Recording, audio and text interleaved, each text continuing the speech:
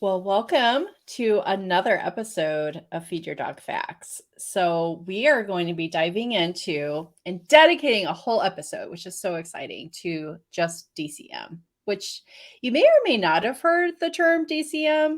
I know Dan has, so we'll get to that in a second. But we're going to be focusing on, we're calling it DCM in Dogs 101 or DCM 101 because literally this is the introductory episode that you would need to understand the science and facts behind DCM and what this is and what this heart disease is in dogs.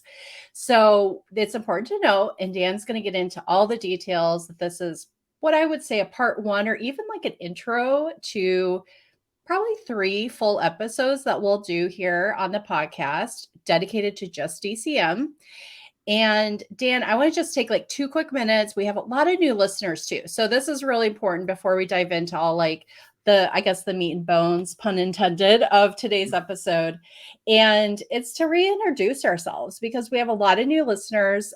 We do have a little intro that plays before every episode too, but I think it's important to kind of know like who we are, who you are, especially. You're the one with all the credentials, but I'm just the producer. But my name is Jennifer Wolanick, and I'm the co-host and producer of Feed Your Dog Facts. And I'm an avid dog lover, former foster dog mom, all of the things. So anything dog, I loved.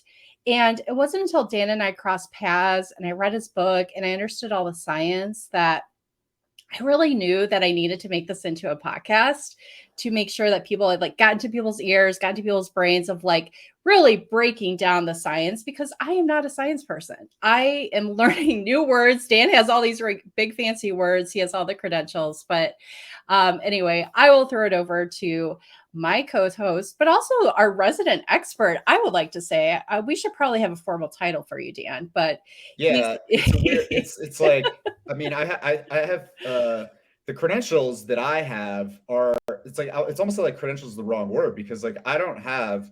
It's really important to note, in fact, for this show, I'm not a veterinarian. As you've said, you're not a veterinarian. yeah. And so, like, Mm-hmm. we're going to be talking, for anyone that this is your first show, we're going to be talking about nutritional science and as it pertains to dogs. So, what studies say, how the body works, all that kind of stuff. We are not, and we got a disclaimer you'll hear at the end of every show, but this is an important one, episode. I mean, to like highlight this, Mm-hmm. this is not veterinary medical advice. If you are concerned about your dog and what diseases it may or may not have and how to treat or prevent those diseases, you need to go speak to your vet. This is not meant to displace the importance of your personal veterinary medical advice. This is our analysis of important news and events that have to do with veterinary nutrition. And DCM, the disease dilated cardiomyopathy, is one of those subjects. It's a disease that dogs experience, and it's one that has done the really rare thing, which is crossed over into the mainstream of pet food news, to the extent that there is such a thing as a big story in pet food. This is it. This is a story this is a disease that has been discussed in the pages of the New York Times, the Washington Post, and every other major publication over the past few years. And what we're going to do over the course of these 3, in all likelihood, it's going to be 3 episodes, is we're going to provide a bunch of information about what's gotten this stuff into the news, about this disease and why it's newsworthy. And it's basically, like you said, we're going to break it up into 3 blocks that cover 3 distinct aspects of what's important about the disease. Today, we're going to talk about, like you said, DCM 101. We're going to talk about, as of 2018, which is a key date in all things DCM, as of 2018, what did the scientific community understand about this disease? This is a disease that we've known impacts dogs since much earlier than 2018. We've known a lot about it since earlier than 2018. And as of 2018, there was a whole body of literature. You could find it discussed in every major veterinary nutrition textbook, veterinary cardiology textbooks, that kind of thing. It's a disease that we knew something about. In 2018, a big thing happened that began a process that's still ongoing. And that's going to be the subject of our second episode. The big thing is that the United States Food and Drug Administration, which governs the regulation of pet food at the federal level in the United States, announced that it was investigating whether a specific class of pet food products was doing something to make DCM more common or worse. Was this class of products, and we'll get into like the ways it's been defined, this group of products over time, because it's changed.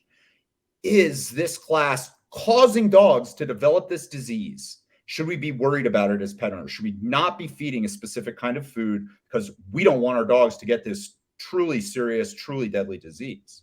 And that investigation that the FDA announced in 2018 is ongoing today. It's much less prominent today, but it hasn't been formally ended.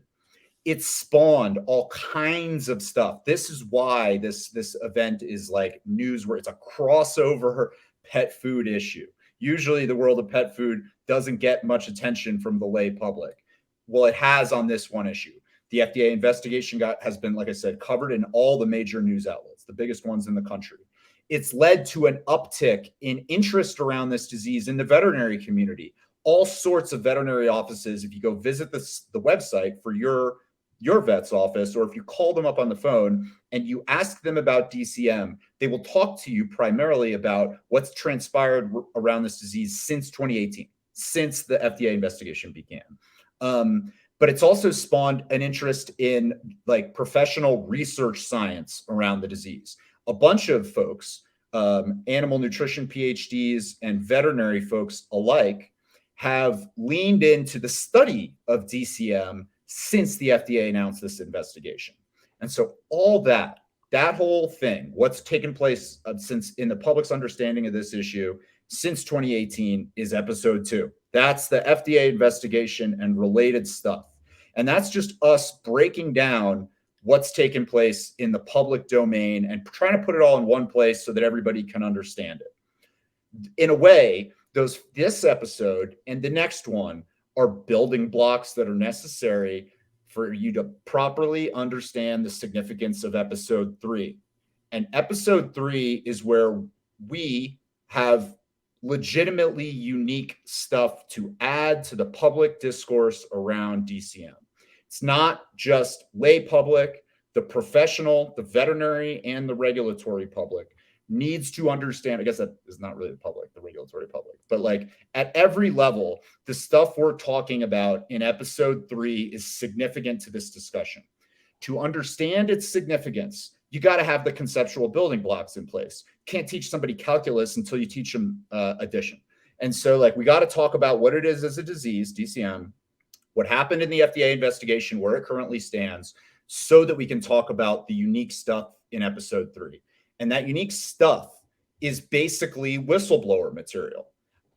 In addition to having a good level of understanding, professional level understanding of the stuff surrounding this FDA investigation, I've been involved with it in one way or another since the beginning. Since it was originally announced, I immediately began some professional work pertaining to it.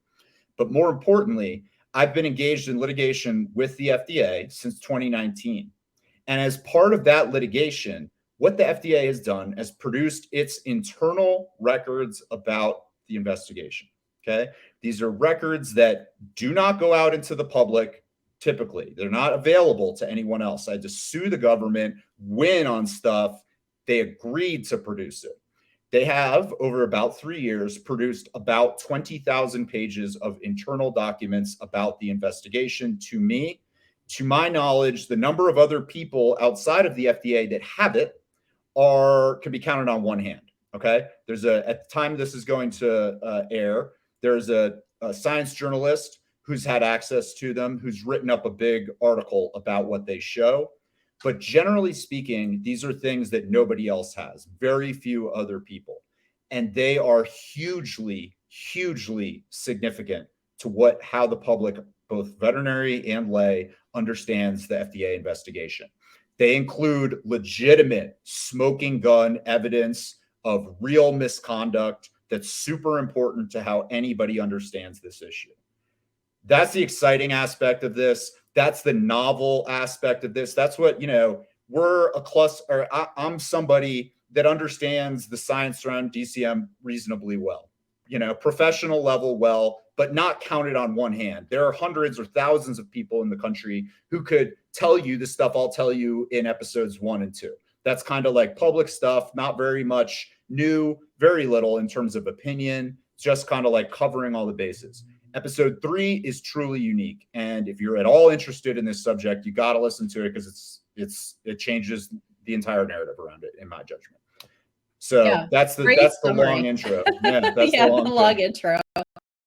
Well, you talked about the building blocks of the DCM and our little trilogy that were not really little. I mean, these are going to be pretty hefty episodes, but let's talk quickly about the building blocks of you and how Dan Shuloff intersects the industry, pet food industry, the world of pet food. I mentioned you were an author, but can you kind of dive into detail? Let's reintroduce you, your background, and how you got interested in this and how you gained that professional knowledge. Yep, my name's Dan Shuloff. I've worked as a executive in the pet food industry since 2011. I'm also trained as a lawyer. I used to practice litigation. I can't tell it all, Dan. Yeah, right. Which is not that much. I mean, it adds a little bit to why this is like how this all came to be, but whatever. It's really neither here nor there. But I founded numerous companies. The most significant of which is called Keto Natural Pet Foods. We make low carbohydrate, kibble style dog food. Founded it in 2017.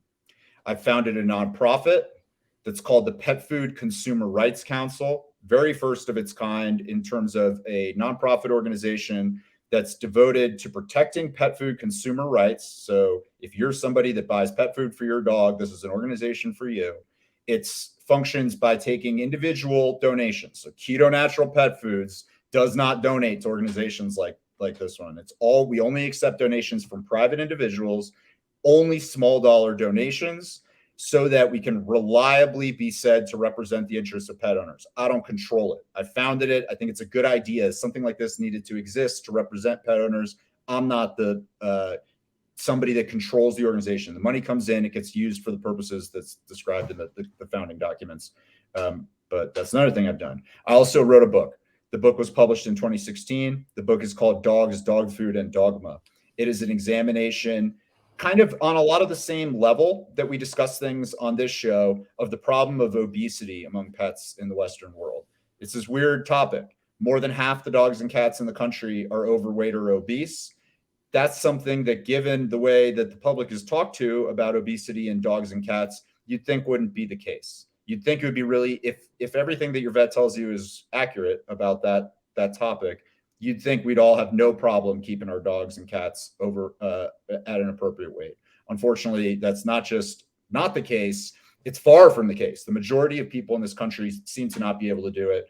I wrote this big, long book, pardon my French, this big, long book that examines why. It took me 4 years, and it's got a bunch of original, you might even say groundbreaking stuff in it. So anyway, I've been writing about pet food stuff since about 2013.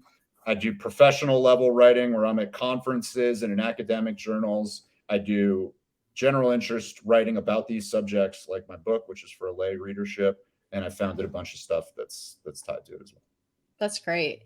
And I promise we're going to get into it in like literally a couple of minutes of the nuts and bolts of DCM, but I think I might have a working title for your next book. And that's the working title that you were kind of talking with me right before we recorded, of like, this third part of this series is going to be diving into the conspiracy-esque. And it is, the facts behind and the documents behind all of these numbers and data that you came across through a FOIA request. And I think you should kind of talk about that really quickly and just the title of it. Yeah, you can see from how long this has taken us that it's a little bit hard to break this down into digestible nuggets. There's so much to talk about. But the like scandal, the like controversy aspect of it, the aspect that's like, the story that has been reported is different from the story that took place in ways that involves misconduct, wrongdoing, harm and bad guys is like, how do you describe that? It's not that the FDA investigation is that, Yeah. it's that there is stuff pertaining to that.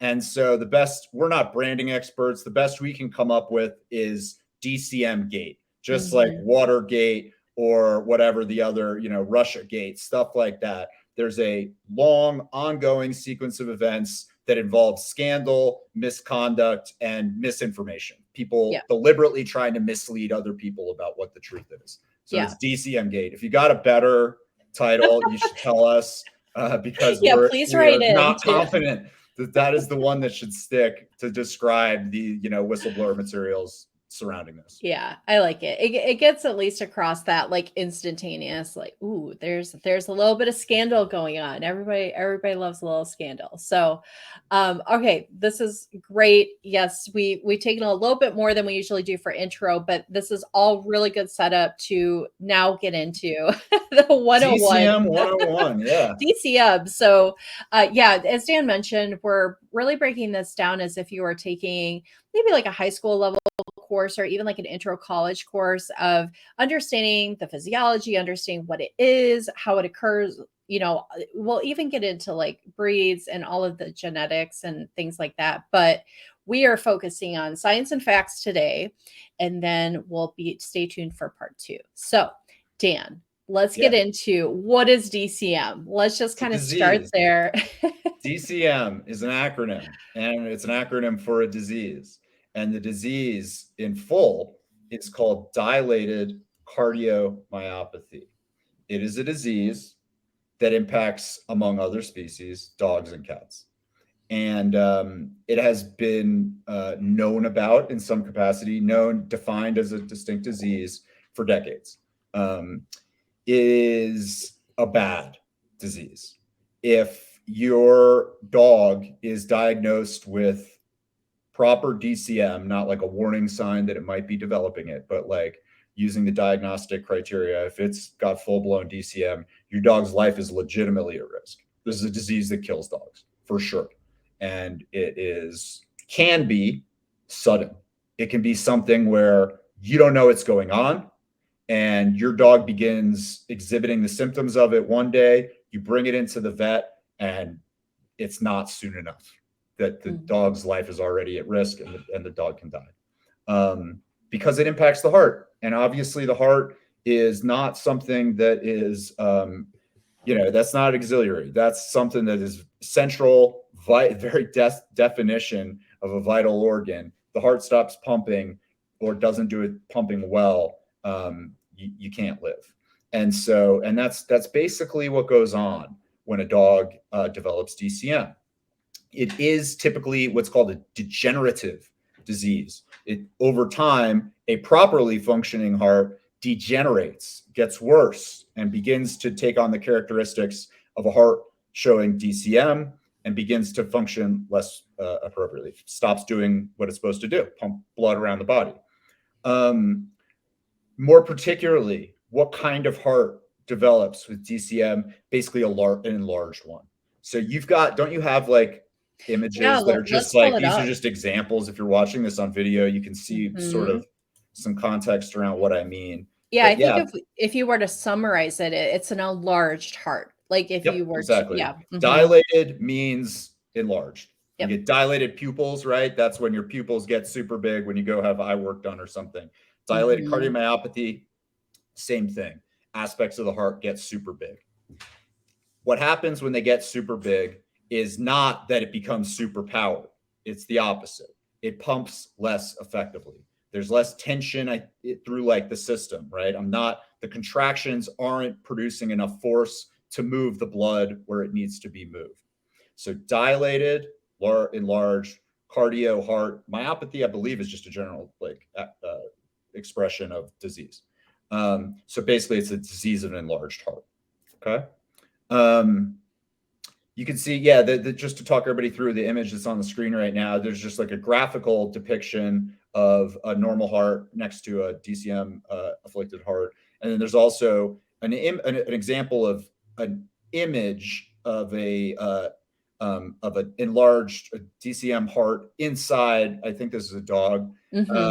using a technology that's like, there's a variety of ways that professional medical providers can look inside your body or your dog's body and determine what the organ looks like without actually taking the thing out. In the case of examining the heart of a dog, what's typically the nature of that examination is called echocardiogram. And so this is an example of an echocardiogram of a dog's heart with DCM. You can see the basically like enlarged LV, left ventricle, in the case of this dog. Yep. Cool. So that's generally what we're talking about. That's what the disease is. There are characteristics that tend to come, like symptoms that tend to arise when your dog develops DCM. It's beyond the scope of this to talk about why that, like how, okay, well, there's fluid buildup because the heart's not working well, and that produces like, that's probably more than anyone needs to know. What's really important to understand is just like what generally this disease is that we're talking about. Yeah. And so that it's deadly, super, super, oh my gosh, super bad. There's like, you can bring in, depending on how your vet runs their medical opinion, they can conduct something like an echocardiogram and other diagnostic testing. There's kind of blood and plasma tests that are sometimes done. They can give an indication that your dog is either at risk or on the road or in early stages, stuff like that, which is not a, oh my God, immediate diagnosis. It's something for sure to take seriously because it could lead to something that is a truly, oh wow, we've got an immediate, acute, life-threatening problem on our hands, which is what DCM becomes once it gets advanced. Is DCM only occurring in dogs, or are there any other breeds that DCM can develop in their hearts? Yes, other species. Yes. With regard to listeners of this show, the important ones to note are dogs and cats. Both dogs and cats can get it. I'm not sure it's fair to say it's been studied more on the feline side than on the canine side. They've both been studied all prior to 2018, like what the community was looking at before the FDA investigation was announced. Both been studied significantly. And we have, the community has managed to tease out differences in what causes dilated cardiomyopathy in cats and what causes it in dogs. But both species can get it. It is roughly as bad in both cases, which is to say seriously bad and life-threatening. But there are differences that have arisen through experimentation. We've come to understand that some things contribute to DCM in cats in different ways than how they contribute to it in dogs. Okay. Very interesting. I never knew that. I had always heard.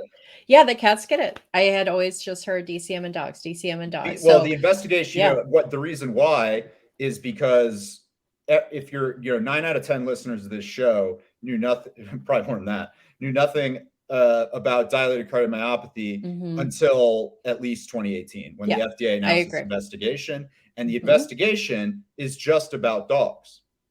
But at the risk of doing like a little bit of a tangent, when I told FDA that it's got to produce its DCM records to me, big part of what it sent me is case reports of DCM. So like the part of how the FDA functions is it's got an arm that goes, hey, if your dog gets sick, tell us about it. If you think it's tied to some specific product that we regulate. So like, if you think, and they called this out in their 2018 investigations, big part of the investigation we'll get to in part 2 of the series. They said, if your dog has DCM and it's on one of these products, come tell us. We want to know about that. And so it's got this like portal through which you can submit cases. And so when they gave all their documents to me, of course, they gave me a bunch of those. But you also have cases in there of cats with DCM. And it's like, I don't know if it's people were looking out for it more because they heard all the info about dogs, or it's just independent. Like it is definitely a disease that cats get. Yeah. And that really leads into my next question is when I saw, the headlines back in 2018, 2019, and I thought, oh my gosh, since the FDA is investigating, this must be very common. But how common is DCM in dogs overall? It depends to some degree who you ask, because it is not something where we can speak with reasonable confidence about the number of people in the United States who get lung cancer every year. Okay. You know what I mean? That's Yeah. there are enough different professionals studying just that one issue through well-controlled experimentation to be able to tell us. You don't have to count every lung cancer case to develop a reasonably good approximation by sampling. That kind of stuff hasn't been done as well. And again, we're talking about prior to 2018 in the DCM world. In the veterinary world, generally, that stuff's not nearly as common as it is on in the human medical community, where there are epidemiological studies that are being performed at any given time that are teasing out disease prevalence in various populations, among citizens of the United States or white males over 40. Right. Oh my God, I said that out loud. I'm 40 on the dot. That kind of over 40. Okay, I guess you'll pass. White males between 34 and 40. Right. But it's just not, generally speaking, it's not done as significantly in the doggy world. So it's not like you could publish what's called a meta-analysis of existing standalone papers about DCM prevalence. Okay. There's some information about it. It was clearly being diagnosed as old as 30 years ago, standalone, like well-recognized disease. Okay. Things that are worth pointing out, though, is that as of, what year did she publish it? 2026. There's a chapter in a pretty big, like well-read desk reference compendium for veterinarians that got put together. It's sponsored by, I'd screw up who's like the official body that put it together, but it's tied to Nestle Purina Pet Care, is kind of like the organization that was at least the moving force behind it. And it deals with a bunch, it's a desk reference. So you might use that in your job if you listen to this. We certainly had them back when I used to practice law. You had like the lawyer's desk reference to technology litigation. And it talks about how the law differs state to state within a bunch of different domains there, right? And it highlights key issues. So in the version of that I'm referring to, there's a chapter written by a veterinarian who's a veterinary nutritionist who at the time was credentialed in that way, and at the time was held down the same job that she holds today, which is a professor at this big major university in the Northeast called Tufts University, one of the most reputable veterinary schools in the country. And as you're going to see in episodes 2 and 3, she's central to the FDA investigation and the misconduct pertaining to the investigation. But in 2006, sometime long before the investigation was announced, her perspective on it, and this woman's name, you're going to hear it a lot in the weeks that follow or episodes that follow here. Her name is Lisa Freeman. And Dr. Freeman wrote in 2006 that dilated cardiomyopathy is the second most common cardiac disease experienced by dogs in the United States. There are a bunch of different ways the heart can break down. There's an enlarged heart is not the only one, but it's as cardiac diseases go, it's relatively common. It's the second most common, she wrote. Overall, she also wrote that something like 11% of dogs in the United States suffer from some form of cardiac disease in their lifetime. So what that means is that there's something like 70 million dogs in the United States, 80 million, somewhere in there. So 11%, call it 10%. You're talking about something like 6 to 8 million dogs getting cardiac disease in the U.S. every year. So rough, let's just assume she didn't get exactly right on the mark, somewhere in that framework. And that of those 6 to 8 million dogs, the second most common disease that they get is DCM. Does that mean that it's hundreds of thousands? Does it mean that it's millions? It's certainly not. If it was any pattern, it couldn't be less than that, or you wouldn't see any cases of the third most common disease, if that makes sense. Like if you got 7 million total, the number 2 has got to be reasonably high. But she didn't give a specific number, and there's just not a good specific number that prior to 2018 anyone had tried to put together. And then the issue of how common is this disease now? How common has it became central to the discussion about DCM once the FDA investigation began. So that's we'll get to that in episode 2. But as of prior to the FDA investigation, something like hundreds of thousands, maybe low millions of dogs in the United States. So maybe 1 in 100 dogs-ish would get this disease. So rare-ish, but not unheard of at all. Like Right. It's there's important to note that it existed Yeah, that's a vital fact for yeah. understanding what's coming up here, is Yeah. that it's not like there was no such thing as DCM, and then in 2018, all of a sudden it showed up on the FDA's radar, and they're like, "What the heck is this?" Yeah. It's like, this is a disease that had been known about and studied. There's a whole body, and we're about to get into it, of literature around this disease and what pet owners can do about it long before 2018. Yeah, absolutely. And when we talk about, like you said, all these numbers of, the 10 to 11% of around that time period from that study that dogs were affected, that some breeds are more from their pure genetics, like not even necessarily environmental factors considered, but pure genetics, that they're more predisposed to DCM. Is that how I understand it to be? Yes. So something you'll often hear in introductions to DCM is that you'll inevitably begin with a bit of a disclaimer where it's like, this is a multifactorial disease. Nobody knows exactly for sure where it comes from, but here's our kind of the best things that we do know. After that, you will often hear that there are some breeds that have a genetic predisposition to develop this disease.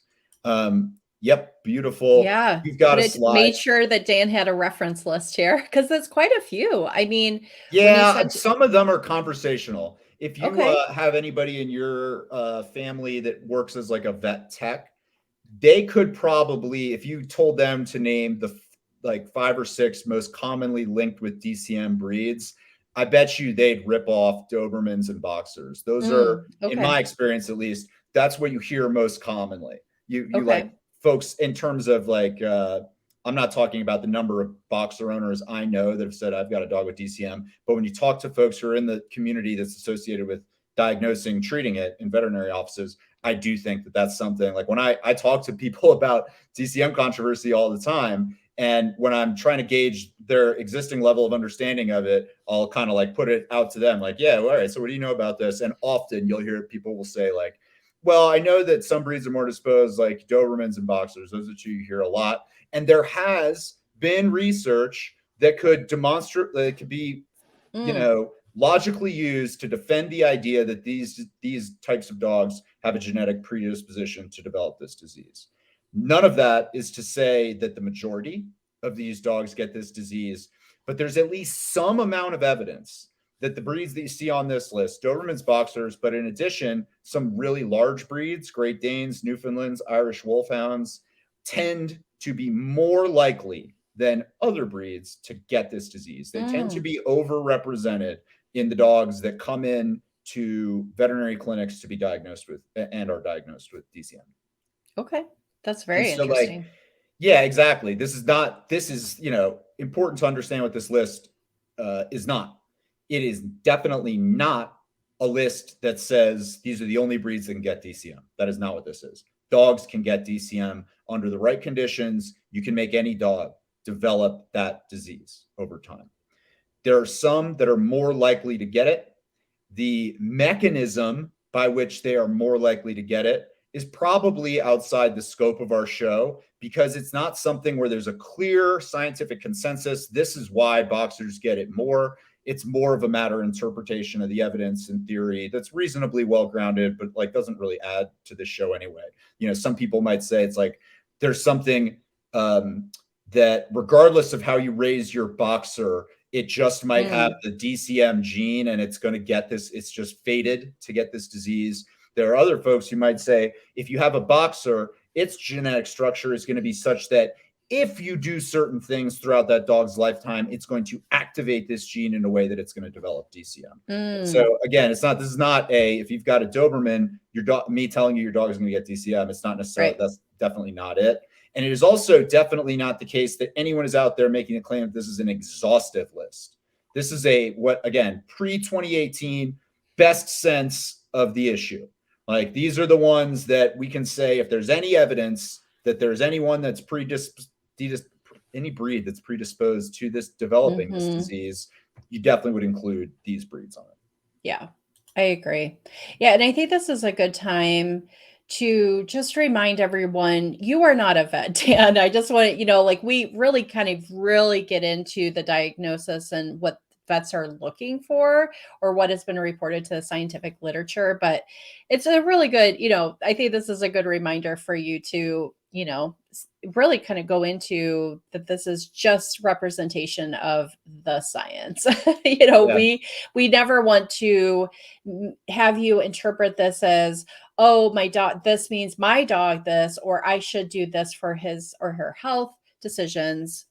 Please talk to your Exactly. vet. Yeah. If you are, yeah, I mean, that's the main point there is like, Yeah. this is me giving you an overview of public info, not me telling you things Mhm. about your specific dog. And in addition, there are plenty of folks who would say, well, even in that world, I don't care what you have to say unless you're a credentialed veterinarian. And I am not that. And if you are one of those people, then you don't care what I have to say about it. I would submit to you that both rising veterinarians and Mhm. myself are trying to achieve the same goal, which is understanding what the scientific literature says about a specific topic.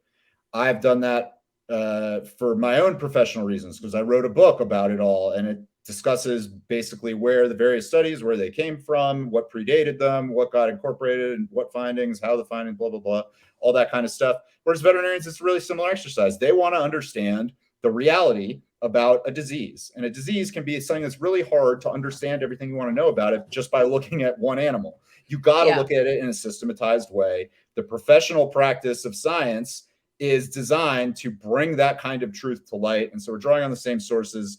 If you think that the only person who can reliably interpret that evidence is a veterinarian, fair enough, but that's not me. Yeah. Yeah. I would submit to you that it's not, but fair enough. Yeah, absolutely. No, I think it's just a really good just reminder. We're not here to misrepresent anything or misrepresent you or your, Yeah, credentials none and of your this. I mean, background. like, Yeah. important, even if you are now going, okay, I'm signing off. Something you should understand is that nothing I'm saying right here is controversial whatsoever. Yeah. This is 101 stuff. We're going to get to stuff in the course of this series that some people it's going to, at the very least, provoke an emotional response in. I'm not saying it's a matter of interpretation because it's not, Mhm. it's just facts, but it is something that's going to be controversial. This is not. Okay. This Yeah. stuff you could take to the bank. This is what you're going to hear. I promise you. If you go wherever you go, you're going to hear the same things about here, unless somebody doesn't know what they're talking about. Yeah, absolutely. So let's continue with the facts. Let's Okay. continue. So we covered, what DCM is, how it affects the dog's body, which I talked about even breeds, but we really need to kind of hit the nail on the head of the cause. Yeah. What is causing, DCM? And I remember when all these headlines came out and it was all these questions around like what is is it what your dog feeding your dog, is it this, is it that, they were kind of throwing out maybe some other possible leads, but I think the core of it is nutrition. How does Yeah. I nutrition mean, genetic predisposition plays a role in determining an undefined kind of, I can't give you a yeah, mathematical equation, but it plays a role in whether any individual dog is going to get DCM or not. All else being equal, if your dog is a Doberman, it is more likely to get DCM than if your dog is a Labrador Retriever. That's what the evidence says. That said, the most reliable way you can increase your dog's risk of developing DCM, I'm not saying that you can guarantee every single time 100 out of 100 give a dog DCM by doing this, but you can certainly drastically increase its likelihood of developing this disease through nutrition. This is something that was understood by the veterinary community before the FDA investigation. If you walked into a veterinary office in 2015, when there was no such thing as an FDA investigation, they weren't even looking at this issue, and you said, "Hey, outside of genetic predisposition, what can be done to make a DCM, bring about DCM?" Your vet would say, "Well, it depends what you feed the animal." Because there are well understood links between nutrition and DCM, both in dogs and in cats, and they're somewhat different because dogs and cats' bodies don't function exactly the same. So basically, I'll give you the rundown. DCM is a disease of the heart. It's a disease of the heart muscle. Muscle is composed, cardiac muscle, like skeletal muscle, is composed of protein, which is primarily. which is to say that it is composed of the building blocks of protein, which are called amino acids. Amino acids are the little individual, there are different kinds, and they are the little individual types of molecules that come together to build up to become proteins that are used to develop lean tissues in the body, such as cardiac muscle. As anyone that's listening to this surely knows, these things are not just proteins and amino acids. They're not just things to be discussed within the animal's body. They're part of the nutritional makeup of a food product. So when you're feeding your dog something, the most important way to think about what that thing is its nutritional characteristics. You can talk about things like, well, what brand is behind this product? You can talk about things like, well, what ingredients are in this product? But at the end of the day, when you reduce it down to its most basic fundamentals, both of those things are just vehicles for nutrition. Nutrition is what actually acts on the animal's body, not the brand. There's no chapter in a textbook that says when a dog eats keto natural food, this, that, and the other thing happens. You might say if a dog eats keto natural food, it eats a low carbohydrate food, and then that interacts with the body in XYZ ways. But that's because our brand is a vehicle for that nutritional makeup. Carbohydrate is a nutritional term, nutritional phenomenon. And so protein, and more basically, the building blocks of protein, amino acids, are nutritional phenomena. There are two classes of amino acids, and they change species to species. They're called essential and inessential. In some species, what's an essential nutrient is inessential in another species. The difference is that if a amino acid is inessential for your species, that means that your body can make that amino acid on its own if you give it the right building blocks. So I know we're going like another level of building blocks beyond this, but basically that's what that means, is that like if you hit all the essential ones in the nutritional makeup, essential amino acid means nutritionally essential. The animal has to eat these nutrients in order to not develop some kind of deficiency disease. Whereas if it is inessential, as long as the essential ones are getting met, the inessential ones can be made within the body. Okay? That's kind of I know that's a little bit of a conceptually challenging concept. I probably didn't do my best explaining it. But if anyone's still with me, that's the concept. There are essential amino acids, inessential amino acids, and they change depending on if you're a sloth or an anteater or a dog or a cat. It makes me think of like primary colors and complementary colors. Like you need Not bad. I was trying to think. I'm like, how can I kind of break this down where, you need the primary colors to make the complementary colors to make the tertiary colors. So, but you need the primary colors. That's super good. So, okay. So put that in your next book. Okay. Put that in your next book and smoke it. Yeah, seriously, I was gonna say it sounded kind of like a write-off. But no, okay. I think this is good. I mean, yeah, you're going in deeper, but we gotta go nuts and bolts. Yeah, well, you got to do these specific nuts and bolts to understand a really important point. Yeah, which is that there is one particularly important amino acid when it comes to the disease of dilated cardiomyopathy. That amino acid is taurine. Taurine is one of, on top of my head, not sure, 16 different amino acids that exist. Okay. And it plays an important role in the development of cardiac muscle tissue.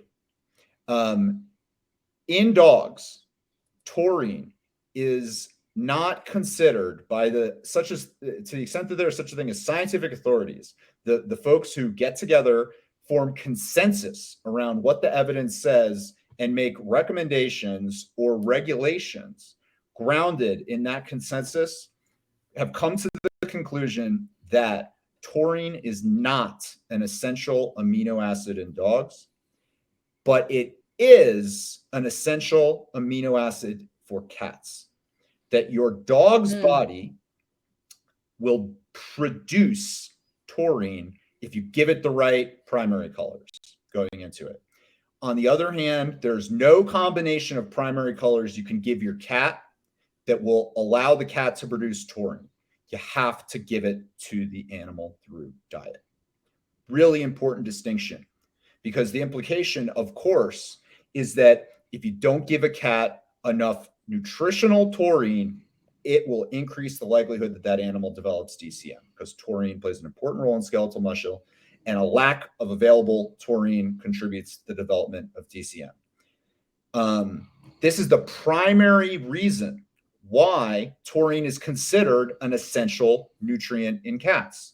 That's the main disease you're worried about. Without development, if that wasn't a disease, I'm not sure you'd be able to call taurine an essential nutrient in cats. Like that's a very important function that nutrient performs. And given the fact that the animal can't produce it on its own, it's essential that it comes in through its nutrition. That reality is baked into how pet food is regulated in the United States. If you want to sell cat food and get the blessing of the organization that matters, the what's called AFCO, the Association of American Feed Control Officials, you need to include a certain amount of taurine in your cat food. Must happen. With dogs, that is not the case. For dogs, the same group has determined that based on the weight of the evidence, taurine is not an essential nutrient. And that's because dogs can produce taurine on their own if you do give them the right primary colors. Those primary colors are 2 other kinds of amino acids, and they're essential. So if you give them the essential ones, the primary colors, your dog will make taurine on its own. That's how the logic goes. The two go. Yeah, I was just thinking, like, I never remember seeing taurine listed on any of the dog food I've ever purchased. Not until the 2018. Yeah, right. Not until and then FDA now controversy. now it's like, wait, then something did change, because now it's like Still it's not such required. a different. Yeah, It's still not required by AFCO, but it is now, because DCM is such a prevalent news item, and because taurine clearly plays some aspect of a role in the development of DCM, all of a sudden there are folks who are saying, hey, we need to reconsider this. Is taurine actually an essential nutrient for dogs? Should we be making sure that all of them take it in some capacity? Do we maybe get this issue wrong?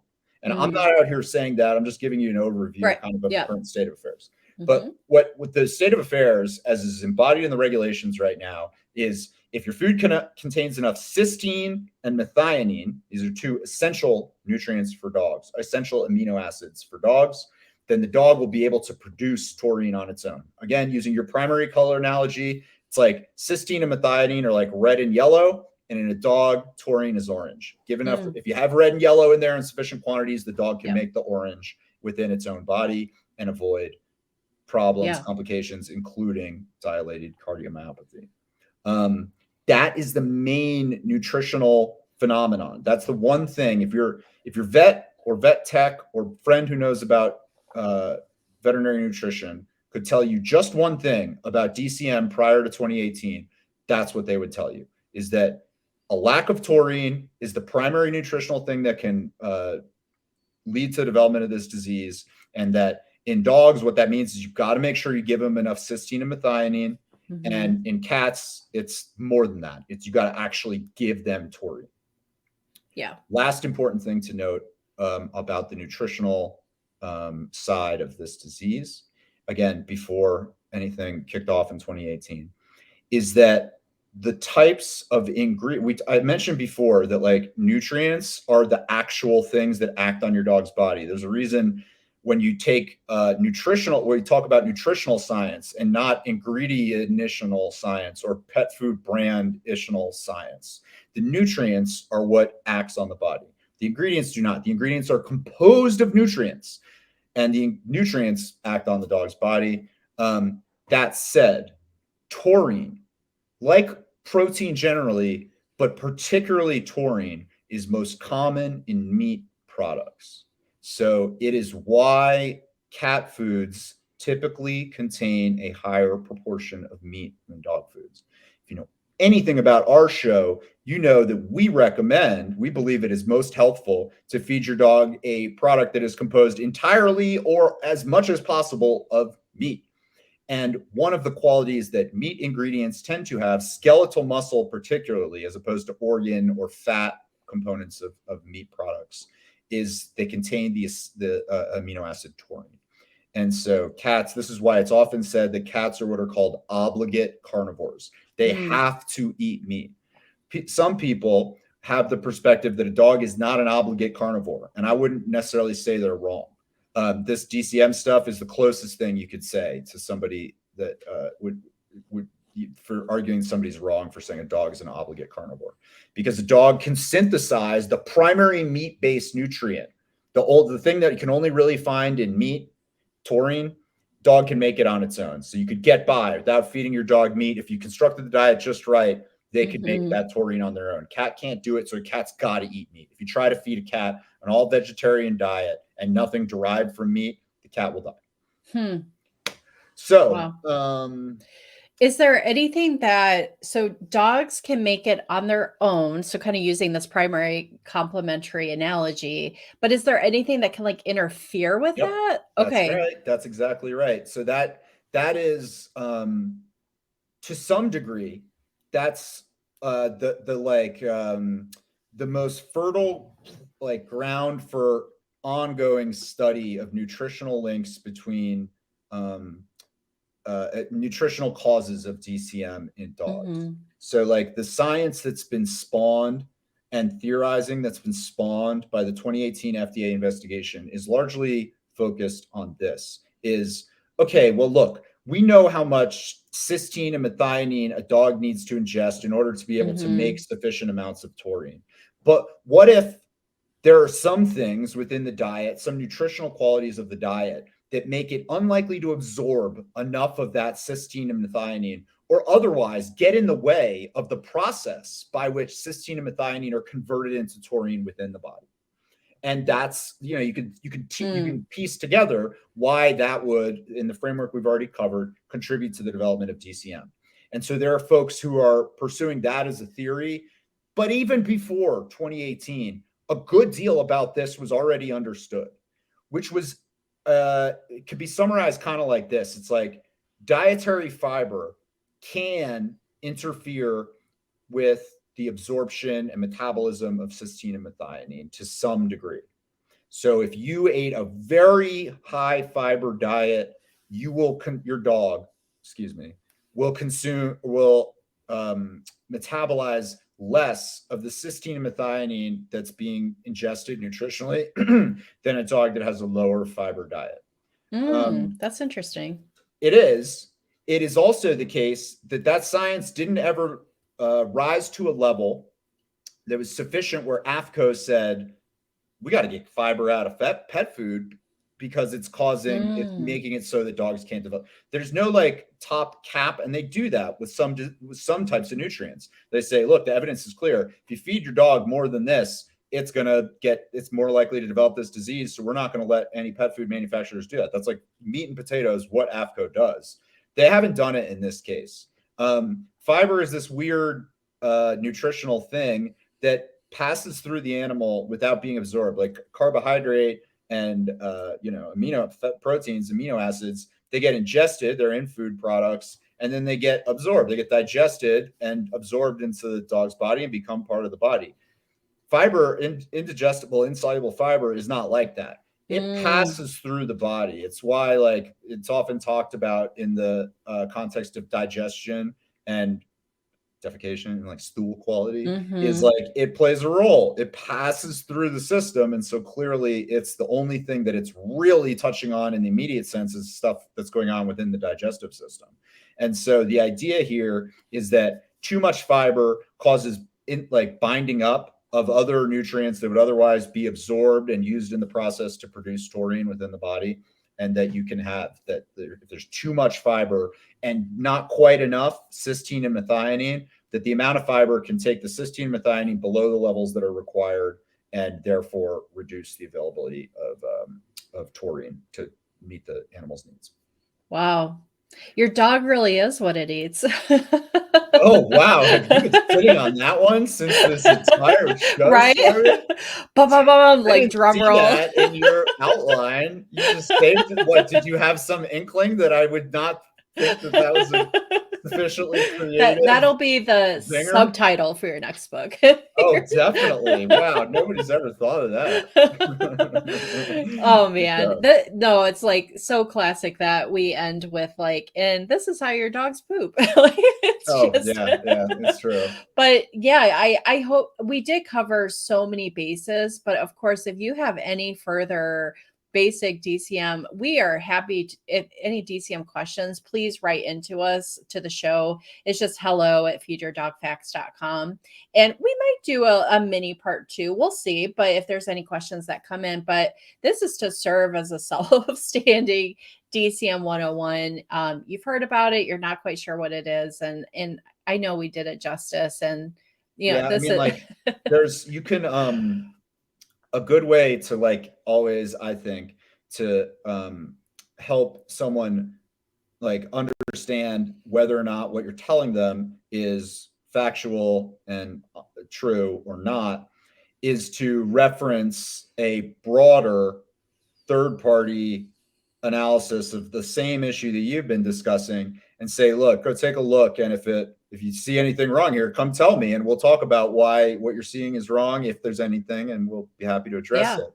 And in the context of DCM, there have been two really good, really big, comprehensive, peer-reviewed, evidence-reviewed papers that basically cover the terrain that we just covered. What is this disease? How do you explain the links between genetic predisposition, nutrition, and disease outcomes in the context of dogs and cats?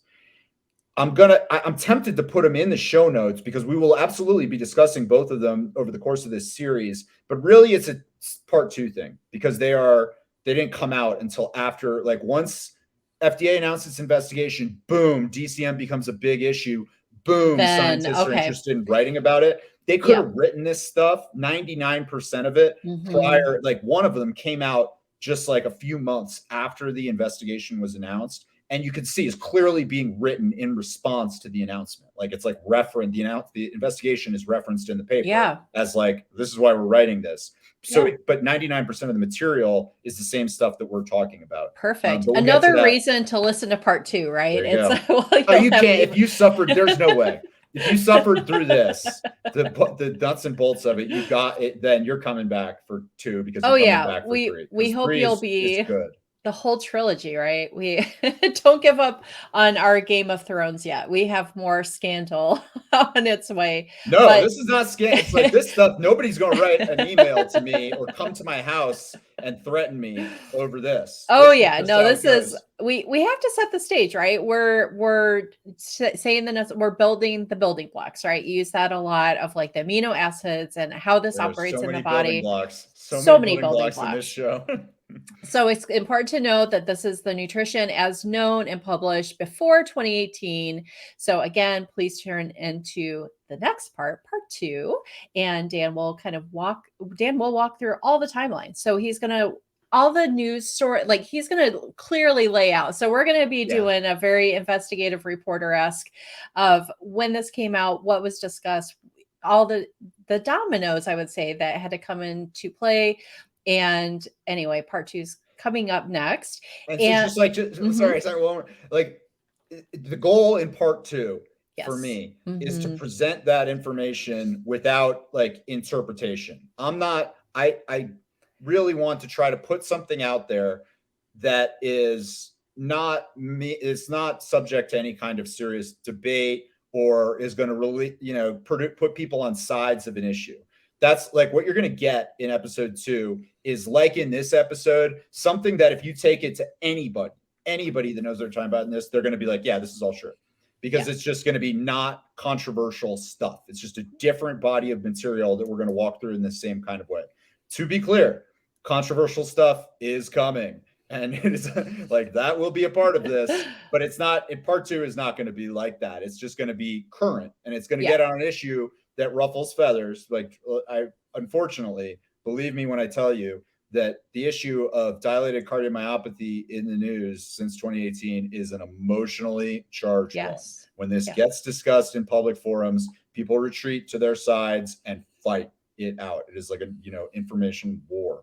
And so that's very much the thing. I don't think anybody will take that away from you. You're going to have to reach to like, be like, oh, screw this guy over. What's he saying here? It's not going to be like, it's just basically compiling it all in one place. The existing facts. Absolutely. And DCM is a very deadly disease. So again, if you feel that your dog is exhibiting signs and symptoms, please work with your vet. This show is not to replace any type of veterinarian care. We'll make sure we have our disclaimer everywhere and anywhere. This is purely for educational and scientific purposes only.